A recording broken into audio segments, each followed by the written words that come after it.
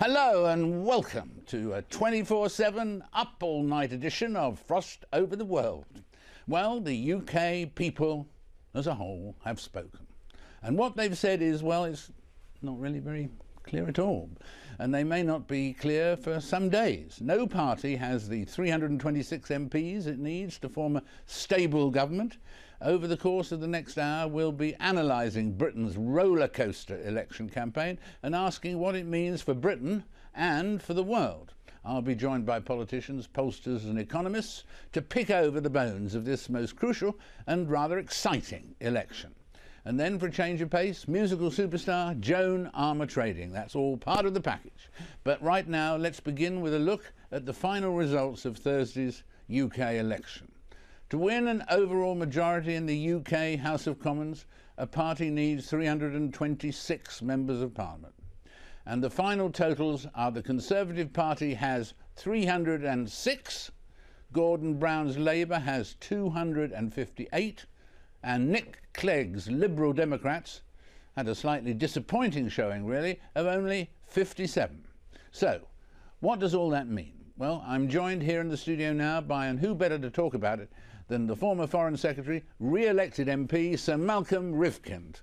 Malcolm, welcome. Thank you. And first of all, congratulations, because from what I could see in the papers today, you managed to take your vote over 50%. Yes, that's rather nice, because it means even if we had electoral reform, which the Liberal Democrats keep saying we ought to have, in my case, it wouldn't make the slightest bit of difference. Wouldn't make the slightest bit of difference. No, absolutely right. So that's really very, there's very few of those seats in Britain where over 50% goes to the It's women. either because of the ability of the Member of Parliament, or quite often it's because of the social composition of the area. So How did you react to what you learned as the results came in and so on? Were you...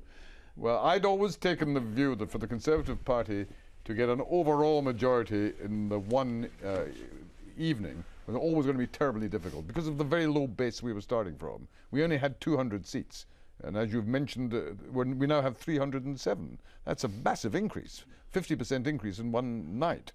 So that was dramatic, but because of the very low base we were starting from, we never quite got to the figure that we would ideally have liked, and which I think would have been in the national interest. And did it take you by surprise, the fact that the Liberal Democrats ended up with under 60 seats? Well, yes, but remember, first of all, we were all astonished, including the Liberal Democrats themselves, when they had this massive surge at the polls a couple of weeks ago. And so we were equally surprised when it turned out to be froth. And effectively what that means is that the rise in their support 2 weeks ago wasn't because people suddenly started believing in the Liberal Democrats.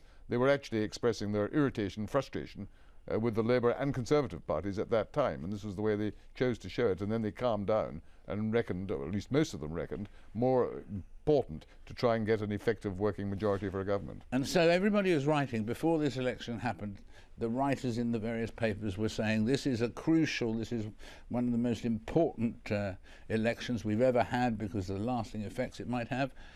In fact, has it been like that? Well, it's important because for the first time for 34 years, we actually have an election which has not produced a government with a majority. And for the United Kingdom, that is difficult. Many other countries have coalitions all the time. They always have a multitude of parties in their parliament. Because of our electoral system, it normally means two parties, one of whom has an overall majority. We don't have that now, and that is creating a dilemma. However, it's worth mentioning, although the Conservative Party did not get the majority it would have liked, we are 2 million votes ahead of the Labour Party, as well as ahead of them in the number of seats we have. And that is why David Cameron will still be Prime Minister. Will he, though? Yes. I mean, it could be evaded, could it? There are always theoretical arguments or so-called constitutional arguments that people keep using. I think that's completely bogus. The reality is that from the point of view of the British public, they take the view the Conservatives have won the election, but not by the kind of margin that would normally have been available. Now, the only way Gordon Brown can continue in office would be if the Liberal Democrats decided to join with him in a coalition. The last thing, in my judgment, the last thing that Nick Clegg would wish to do, or his own party would wish to do, would be to appear to the British public as the people who saved Gordon Brown from having to leave 10 Downing Street. That would destroy what's left of the Liberal Democratic Party. So what's the situation? How would Gordon Brown, if this happens, And are we thinking there will be a coalition? No, I don't think a coalition is possible. There are talks taking place this weekend between the Conservative Party, David Cameron's party, and the Liberal Democrats. In theory, that could lead to a coalition. I don't think it will, because for a coalition to happen, you have to have a common programme of policy. Now, the Liberal Democrats, at the moment, their policy in their own election manifesto was more left-wing than the Labour parties. They wanted to get rid of the Trident nuclear disarmament. They wanted to have an amnesty for illegal immigrants, huge tax increases, a whole range of policies of that kind. So I don't think a coalition's on. I don't think the Liberals want one. I don't think the Conservative Party would accept that. But that's not to say you can't have a much more informal agreement on a range of policies which would be acceptable to both parties. So how would in fact Gordon Brown leave office? I mean, would he have people shooing him out of the door? Well, would he be making an elegant speech to 40,000 people? I mean, how will this happen? At the moment, we're waiting. It may be a coalition. Yes. How is he going to go, if he's going to go? We are hearing arguments about the constitutional proprieties. It's got nothing to do with that. There has never been an example in the last 100 years of the kind we're facing now. It's a new situation. Now, there's what he ought to do and what he probably will do. What he ought to do is announce this evening that because the Conservative Party are 2 million votes ahead of him, because his party have fallen to second place and have lost 100 seats, he is resigning. That's what he ought to do. In practice, he is still desperate to try and find some way of continuing in office, so he will hope that the current discussions between the Conservatives and the Liberal Democrats will fail, and then the Liberal Democrats may turn to him and offer him a lifeline. That's not going to happen. He will be gone within a few days. A few days? In my view. Because we hear that, in fact, as sort of promised in his speech today, that in fact David Cameron had his first telephone call today with Mr. Clegg, and that tonight representatives of both men, but not both men, are meeting tonight and talking. What are they talking about? Well, they'll be, I obviously am not privy to the talks themselves, but I can have a pretty good idea.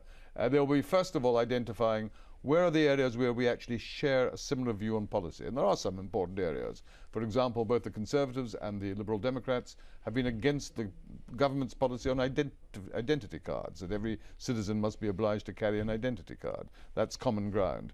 There's a common view that civil rights in Britain have been seriously eroded by some of the anti-terrorism measures that the government has been introducing in recent years, and that these have to be an important consideration. So there are important areas, but there are very big differences as well on policy towards the European Union, where Mr. Clegg would like us to join the euro, and on matters like taxation. The biggest issue of all is how we deal with the economic crisis, the massive debt that is Gordon Brown's legacy. And my own view is that this weekend is crucial, because if there is no agreement or expectation of agreement by Monday or Tuesday, the worry would be that the international markets would say, Britain's going in for a long period of instability. There won't be a government with the power to carry out the necessary economies, and that could be very serious for us. So I don't think that's going to be allowed to happen. I think both Conservatives and other parties realise that the big priority at this moment in time is to get a common position to allow the new government, which will be David Cameron's, to take forward policies of economic recovery. Well, later on in the proceedings, we want to talk to you a bit about the effect on the rest of the world of our viewers in more than 100 countries to this event and so on. But in general, has it had a changing effect on Britain or not? It's too early to be certain what its consequences will be, but if you have a government, I was a member of Margaret Thatcher's government, John Major's government. That was 18 years we were in power. We've now had a Labour government for 13 years. These are unusual periods of single-party government in a genuine democracy. So in that sense, yes, this is the end of an era, and it's the end of an era, whatever happens in the next few days.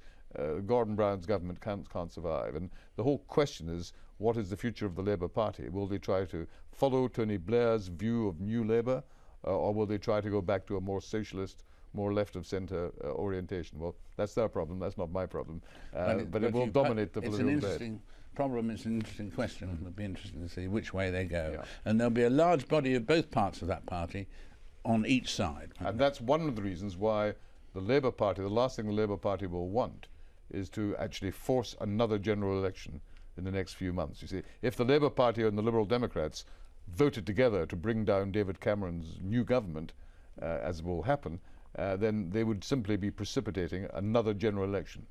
That's the last thing either of them want. They're not ready to face that, either for financial reasons or for reasons of their own internal problems. So that is why I think David Cameron's minority government, when it's created, will actually be stronger and more long-lasting than many people appear to be imagining.